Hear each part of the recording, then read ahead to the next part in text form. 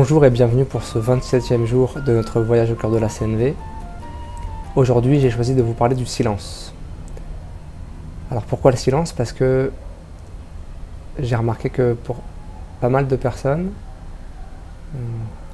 quand elles expriment quelque chose à quelqu'un et que la personne répond par le silence, elles ne savent pas comment réagir. Et surtout, elles croient que c'est la fin du dialogue. En fait, ce silence, c'est une réponse. C'est une réponse sans mots, évidemment, mais c'est quand même une expression de ce que vit la personne à ce moment-là. Donc, dans ce silence, la personne, elle manifeste ses sentiments et ses besoins. Si j'ai cette conscience que derrière ce silence, il y a une expression de la vie qui n'est pas dite avec des mots, alors je vais pouvoir me relier. Et là, avec quelqu'un qui serait en train de faire ce silence, je peux proposer quelque chose. Je pourrais par exemple demander: est-ce que là tu restes en silence parce que t'as pas les mots pour dire ce que ça te fait, ce que je viens de te dire? Et là la personne, elle peut répondre, elle peut faire un hochement de tête. Est-ce que là tu restes en silence parce que l'intensité de ton émotion, elle est trop forte? Est-ce que là, tu restes en silence parce que tu as peur que si tu ouvres la bouche, ce que tu vas dire, ça puisse endommager la relation? Et quelle que soit la proposition que je fais, l'important, c'est pas d'avoir raison, c'est juste de créer le lien avec l'autre, de lui faire sentir que dans mon expression, en fait, je m'intéresse vraiment à ce qui se passe pour elle. J'ai vraiment envie de prendre en compte sa réalité. Je veux pas juste qu'elle sorte du silence pour qu'elle parle et qu'elle me donne une réponse. Parce que si c'est ça, elle va le sentir aussi. Donc juste, si je suis authentiquement intéressé par qu'est-ce qui se passe en elle qui fait qu'elle a choisi le silence,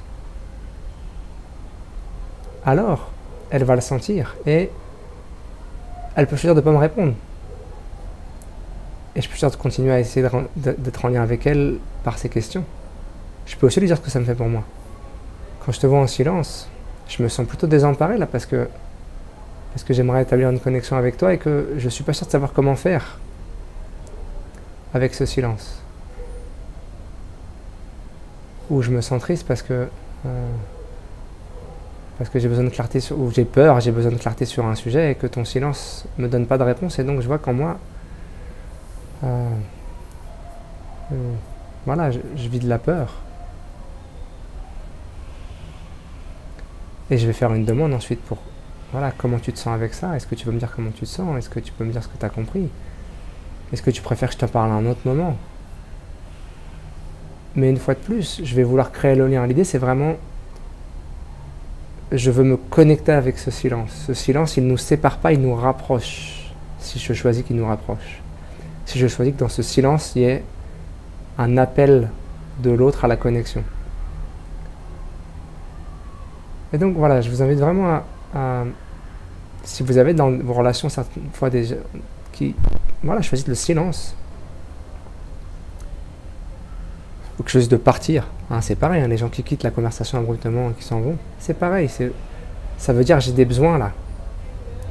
C'est pas la fin du lien, c'est une opportunité de se rapprocher encore.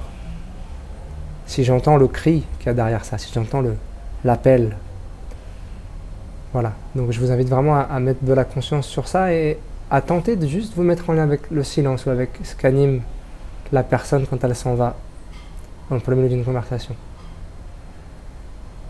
Et avec beaucoup de douceur pour vous aussi, parce que peut-être que quand l'autre fait silence, j'ai d'abord un temps à prendre pour m'accueillir moi dans ce qui me touche, déjà pour pouvoir vraiment être authentiquement ensuite intéressé par ce que l'autre vit, et puis surtout parce que c'est tellement intense que de toute façon, voilà, le premier mouvement à faire, c'est m'accueillir, ou de demander à quelqu'un de m'accueillir. Voilà pour ce sujet. Je vous souhaite une très très belle journée. Ah non, je vais rajouter un truc. Haha. En fait, parfois, l'autre ne va pas vous exprimer sa vulnérabilité juste parce que il a peur de le faire. Et notamment parce que il vous a pas vu montrer la vôtre. Moi, j'ai des souvenirs avec les adolescents où chaque fois que je montrais ma vulnérabilité avant de leur demander quelque chose qui allait engager leur vulnérabilité, alors ils étaient très très à l'aise de se montrer dans la foulée parce que comme j'avais ouvert mon cœur, pour eux, ils voyaient que le terrain il était sécure, qu'ils pouvaient y aller. Si je demande à l'autre de me montrer sa vulnérabilité avant que moi j'ai montré la mienne, parfois, l'autre n'est pas en confiance. Attends, il me demande de montrer mes tripes là et lui il a rien montré. Qu'est-ce qui me prouve qu'il va pas me rouler dessus dans la foulée, qu'il va pas s'en servir pour me taper dessus? Donc, parfois, pour que l'autre il puisse se révéler, il faut que moi je me révèle avant. Voilà, c'était ça la deuxième chose que je voulais vous dire. Cette fois c'est la bonne, je vous souhaite une très très belle journée. Et je vous dis à demain pour le 28e jour de notre voyage au cœur de la CNV. Merci d'avoir regardé cette vidéo, j'espère qu'elle vous a plu.